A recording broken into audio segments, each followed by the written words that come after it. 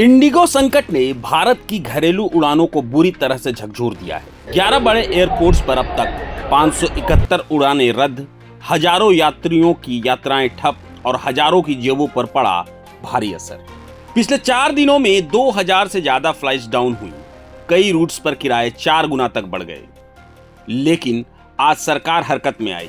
नागरिक उड्डयन मंत्रालय ने फेयर कैप लागू कर दिया, यानी अब कोई भी एयरलाइन मनमाना किराया नहीं वसूलेगा। उधर डीजीसीए भी एक्शन मोड में है। पायलटों के लिए लागू किया गया नया रेस्ट रूल वापस ले लिया गया। मंत्री राम मनोहर नायडू ने पूरी रिपोर्ट अमित शाह को सौंपी और तुरंत डीजीसीए का आदेश वापस हो गया। सभी पायलट संघों से अपील की गई है, देश भर में बढ़ते दबाव के बीच सहयोग करें। इंडिगो के सीईओ पीटर एल्बर्ट्स का बयान भी आ चुका है। उनके मुताबिक सिर्फ 5 दिसंबर को ही 1000 से ज्यादा उड़ानें रद्द करनी पड़ी और हालात 10 से 15 दिसंबर के बीच सामान्य हो जाएंगे। अब जरा ग्राउंड रिपोर्ट सुनिए, कौन कौन से एयरपोर्ट बने इस संकट का हॉटस्पॉट।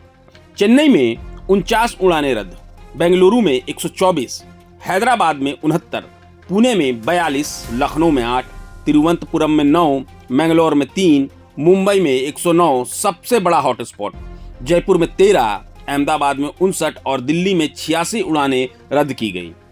इन सभी शहरों में एक ही तस्वीर, लंबी कतारें, बेकरार यात्री और लगातार बदलते फ्लाइट शेड्यूल। लोग रिस्केड्यूलिंग, रिफंड और टिकट वैलिडेशन जैसी दिक्कतों से जूझ रहे हैं। मैंगलोर में 3 उड़ानें, मुंबई में 51 आगमन और 58 प्रस्थान मिलाकर 109 उड़ानें रद्द, जयपुर में 25, अहमदाबाद में 59, दिल्ली एयरपोर्ट पर 86 उड़ानें और संख्या लगातार बढ़ रही है।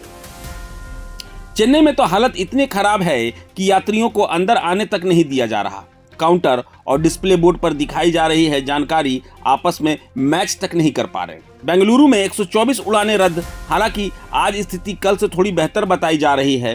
हैदराबाद में 69, पुणे में 42 उड़ानें रद्द, शाम के बाद की सभी उड़ानें कैंसिल। लखनऊ में 8, तिरुवनंतपुरम में 9 उड़ानें प्रभावित। घरेलू और इंटरनेशनल दोनों में असर दिखा गया। देहरादून में सीमित उड़ानें और एयरपोर्ट को देर तक खुला रखना पड़ा ताकि देरी से आने वाली उड़ानों को संभाला जा सके। ये सिर्फ एक एयरलाइन का संकट नहीं, ये भारत की हवाई यात्रा का सबसे बड़ा स्ट्रेस टेस्ट है।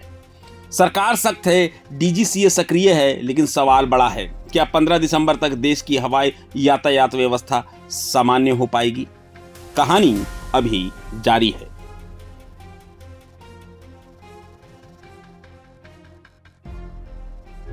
प्रभातखबर.com, विश्वास वही, रफ्तार नहीं।